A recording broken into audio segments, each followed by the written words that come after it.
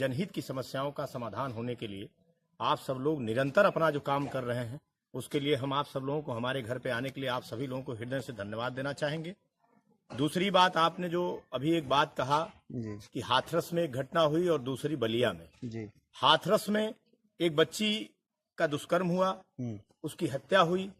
ये समाज में एक र्यूमर रहा या सही घटना हुई, उसकी जांच पड़ताल चल रही है। सरकार की जो वहां रवैया रही वो बिल्कुल नकारात्मक रवैया रही, इसलिए कि सरकार के जो जिम्मेदार व्यक्ति हैं, जिन पे जनता का विश्वास अडिग है, जिस पुलिस वालों पे जनता का विश्वास अडिग है, उस पुलिस वालों ने रात में उस बच्ची के शव का अंतिम संस्कार कर दिया, जबकि यह नियम के विरुद्ध है। किसी के परिवार का अंतिम संस्कार उसके मर्जी के विपरीत या आनन फानन में नहीं करना चाहिए था। हम उनके क्रियाकलाप से बिल्कुल संतुष्ट नहीं है। दूसरी रही बात बलिया की, सरकार द्वारा आजकल एक नया नियम चलाया गया है। जैसे ग्रामीण अंचलों में जो भी ग्रामीण सस्ते गल्ले की दुकान चल रही थी, कोटे की दुकान चल रही थी, उनमें अनियमितताओं की वजह से उनको निरस्त कर दिया जा रहा है। और निरस्त हो जाने के बाद उन सभी दुकानों का चयन ग्रामीण अंचलों में, जैसा आप देख रहे हैं हमारे बीच में समूह की दीदियां आई हुई हैं, यह समूह के लोगों को कोटा संचालन करने का मौका दिया जा रहा है, जिससे आपसी वैमनस्यता भी बढ़ रही है। निश्चित रूप से जो जो समूह गठित हैं, सारे समूह के लोग चाहेंगे कि हमको मिल जाए, वो चाहेंगे हमको मिल जाए। निश्चित रूप से सरकार का यह नियम जो समूह के तहत संचालन करना है, इसमें निश्चित रूप से ये भ्रष्टाचार को और बढ़ावा देगा। कारण यह है कि वहां एक दूसरे में आपस में ही तनी तना चलेगी। एक चोर को पकड़ना तो मुश्किल हुआ करता था, 11 लोग अगर गलतियां करेंगे तो उसमें तो और बड़ी समस्या खड़ी हो जाएगी। बावजूद उसके सरकार की अगर कोई मंशा है तो सरकार अपनी मंशा की मर्जी के अनुसार काम कर रही है। हम लोग उस सरकार के जो भी गलत डिसीजन होंगे उनका सहर्ष विरोध करते आए हैं और करते रहेंगे। जी, सरकार की जो कार्य प्रणाली है सर, और ये लॉ एंड ऑर्डर का जो विषय, ये बहुत ही अपने आप में एक पेचीदा मामला माना जा रहा है कि किसी की कोई सुनवाई नहीं है, किसी की कोई पूछ नहीं है और न किसी की कोई गूंज है, चाहे वो किसी भी स्तर का कैबिनेट मंत्री हो, राज्य मंत्री हो, शासन में विधायक हो, सांसद हो, किसी की कोई गूंज नहीं, पूछ नहीं। तो लोकतंत्र में जब पुलिस मानोमान हो गई है तो इस पे आप क्या कहना चाहेंगे? ये हम नहीं कह रहे, ये पब्लिक कह रही है कि पुलिस मानोमानी पे उतर आई है सर। जैसा आपने एक बात सुना होगा, ग्रामीण अंचलों में कहा जाता है कि जैसे लाल चाउर वैसे दचियार गांकी, जैसे एक कहावत कही गई है। हम इसलिए कहना चाहेंगे कि जात विशेष को देख करके जब जब हम मतदान करेंगे, अपने सही दिशा में मतदान जब तक हम नहीं करेंगे, सही लोगों का चयन जब तक हम नहीं करेंगे, तब तक इन समस्याओं से हमको निरंतर लड़ना है। उसमें समाधान तो हो ही नहीं सकता। आजादी नहीं, कई आजादी हमको मिल जाए, लेकिन इसमें जीवन जन्म नहीं सुधार हो सकता है। आप समझ लीजिए, खतौनी में हमारा नाम पंकज है और अंक का मात्रा छूट गया, तो उस अंक के मात्रे को ठीक कराने के लिए हमको मुकदमा दाखिल करना है, नोटिस तामील कराना है। इसके बाद आगे पीछे दौड़ते दौड़ते अपने नाम के अंक के मात्रे को जुड़वाने में 10,000 20,000 रुपया भी खर्च कर देना होगा, तब भी संभवतः हमारा नाम जुड़ने में असमर्थ रहता है। जैसे आप जानते हैं, अभी आधार कार्ड जैसे ग्रामीण अंचलों में बनाने के लिए तमाम ऐसी व्यवस्थाएं दी गई थी कि कहीं से कोई भी आधार कार्ड बनवा लेता था, लेकिन सरकार ने अभी आधार कार्ड में एक तरह से समझ लीजिए कि भ्रष्टाचार को और इजाफा दे दिया।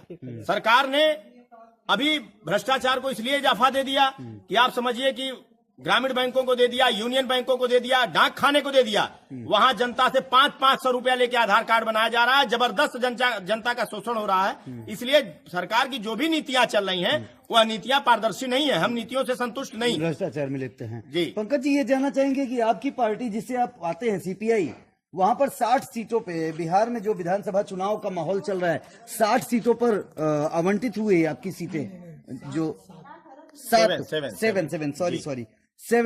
7 सीटों पे, जिसका नेतृत्व कहीं न कहीं हमने सुना था, आपने बताया विधायक कन्हैया कुमार के नेतृत्व में चल रहा है।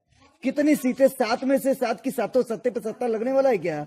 देखिए, ये तो जनता की बात है और जनता की आवाज उठाने का काम सिर्फ और सिर्फ अगर कोई करता है तो जमीनी स्तर पे वो कम्युनिस्ट पार्टी करती है, जिसको लोग आज के डेट में ग्रामीण अंचलों में कहीं ना कहीं, हमने आपसे अभी पहले बताया कि जातिगत भावनाओं में लोग बिखरते चले जा रहे हैं। कम्युनिस्ट पार्टी एक ऐसी पार्टी है, हम 96 से कम्युनिस्ट पार्टी में जुड़े हैं। हमारी विचारधारा में कम्युनिस्ट पार्टी अंदर तक प्रवाहित कर चुकी है। इसलिए नहीं कि हम कम्युनिस्ट पार्टी से हमको कोई लाभ है, हम लाभ की बात जब दिन सोच लेंगे उस दिन हम कम्युनिस्ट पार्टी में नहीं रह पाएंगे।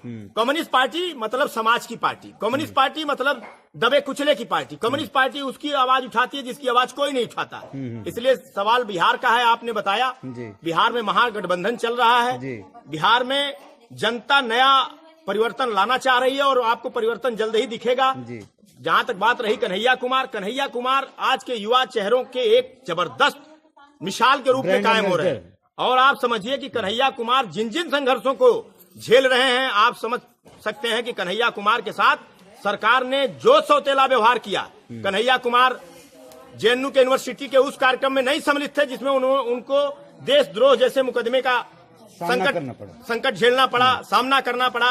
उनके खिलाफ फर्जी चार्जशीट लगवा दिया गया। सरकार का यह रवैया बिल्कुल ही नकारात्मक रवैया रही है, मैं इसके विरोध सर एक आखिरी सवाल आपसे जो है कि आप लोगों को जब आपने कहा कि हम जमीनी हकीकत पर काम करते हैं, भौतिकवाद में जीते हैं, तो कम्युनिस्ट हमारे विचारधारा में है, हमारे ब्लड में है, हाँ रोम रोम में है, तो आपको चाइना का एजेंट और चाइना से जोड़ने का काम भारतीय जनता पार्टी के प्रवक्ता निरंतर क्यों करते हैं? क्या चाहते हैं? जैसे आप जान सकते हैं कि आप हमारे गांव में आए होंगे तो बीच बीच में रोड कहीं कहीं टूट गया होगा, धंस गया होगा।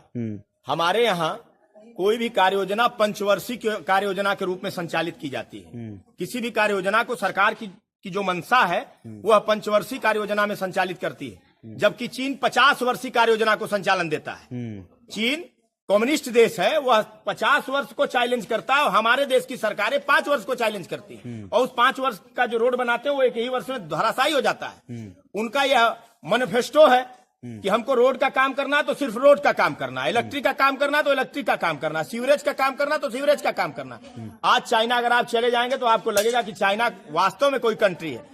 जीवन में व्यक्ति के जीवन में खान पान चाहे जो हो, जिसका जो भी खान पान का तौर तरीका हो, उस पर हमारा कोई कमेंट नहीं, लेकिन विकास के क्षेत्र में चीन की तुलना आज के डेट में कोई देश नहीं कर सकता। जिस तरीके से उनकी जीडीपी बढ़ते चली जा रही है और हमारे देश की जीडीपी जिस तरीके से गिरते चली जा रही है, उसमें निश्चित रूप से कहीं न कहीं सरकारें दोषी हैं, सरकारों का संचालन सही नहीं है। बाकी चाहे जो हो, सरकारें कोई भी आती हैं चली जाती हैं, लेकिन देश में सरकार का संचालन ही महत्वपूर्ण होना चाहिए कि हमको क्या करना है जिससे समाज का हित होना चाहिए। जो आपने अभी बोला है ये कहना गलत नहीं होगा, क्योंकि चीन हमारा दुश्मन देश है और उसकी देखिए दुश्मन तो हमारे घर में भी बहुत सारे हैं। आपने देखा होगा कि हमारे देश के 40 पुलवामा में हमारे परिवार के हमारे भाई शहीद हो गए और उनकी सीबीआई जांच नहीं हो सकी। और आपने देखा होगा कि एक कर्नल गाड़ी में आरडीएक्स लाद के लेके जा रहा था। आपने भी पिछली बार अभी जल्द ही देखा होगा, देवेंद्र सिंह समथिंग कुछ नाम था उनका, जोगेंद्र सिंह या देवेंद्र सिंह नाम था, उनके गाड़ी में आरडीएक्स था, 2 आतंकी बैठे हुए थे, उनका नाम भुला दिया गया। जब हमारे देश में बैठे हुए लोग आतंकी सबसे आगे खबरें देखे सबसे पहले, आपको करे हर खबर से रूबरू। आगे ऐसे और खबरें देखने के लिए rvnews.live को सब्सक्राइब करें, हमारे चैनल के साथ बने रहें। बदलेगा खबरों का अंदाज, बदलेगा खबरों का मिजाज, बुलंद होगी जनता की आवाज, आपका सरोकार, असल मुद्दों की पुकार, पत्रकारिता की धार, खेत खलियान, महिलाओं का सम्मान, देश के नौजवान, जनता मांगे समाधान, सड़क पर घमासान, भ्रष्टाचार से परेशान।